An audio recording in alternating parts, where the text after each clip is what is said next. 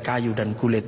Orang Eropa punya alat musik yang namanya gitar, terbuat dari kayu dan tali. Tapi orang Nusantara, salah satu alat musiknya adalah gamelan, terbuat dari logam. Hanya bangsa yang menguasai ilmu pertambangan yang maju dan penguasaan metalurgi yang mapan mampu membuat alat musik dari logam. Dalam cerita-cerita besar, kita juga punya cerita besar yang sama. Orang Eropa punya cerita tentang Cinderella, kita punya cerita bawang putih, bawang merah. Orang Eropa punya Samson, orang Arab punya Sam'on, kita punya Bandung Bondowoso. Kita punya Sangkuriang, kita punya si pahit lidah. Orang Sanya punya cerita Romeo Juliet. Orang Arab punya cerita yang namanya Laila Majnun. Kita punya cerita Andi-Andi Lumut. Kita punya cerita, banyak sekali cerita cinta di Indonesia. Sana punya cerita namanya Kura-Kura Ninja. Kita punya cerita Kancil Nyuriti. Sama saja, apa bedanya? Bahasa-bahasa kita juga bahasa-bahasa yang tidak bisa direndahkan.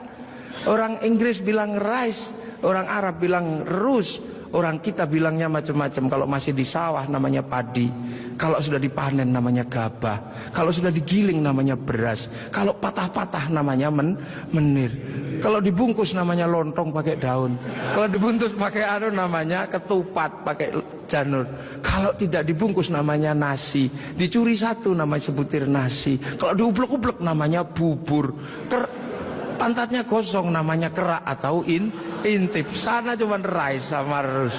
Ini yang kita tidak boleh malu menjadi bangsa Indonesia. Semua yang kita miliki sama. Ini menandakan bahwa kita pernah menjadi sebuah bangsa yang besar, berkasta-kasta, berbeda-beda. Maka kemudian Islam mulai memperkenalkan konsep besar sehingga kita punya bangsa dan negara. Konsep besar apa? Diperkenalkanlah bagaimana hidup bersama, saling menjaga. Diperkenalkan konsep besar namanya musyarakah yang akhirnya dikenal dengan bahasa masyarakat.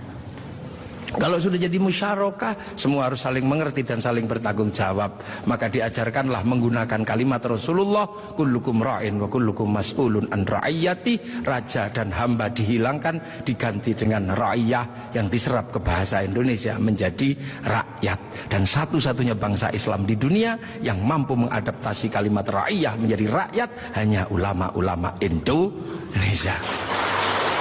Hanya ulama Indonesia. Nah kenapa? Karena kita ini pilihannya berbeda. Pilihan bangsa yang disebut waja'alnakum syu'uban wa qabaila. Disinilah tempatnya.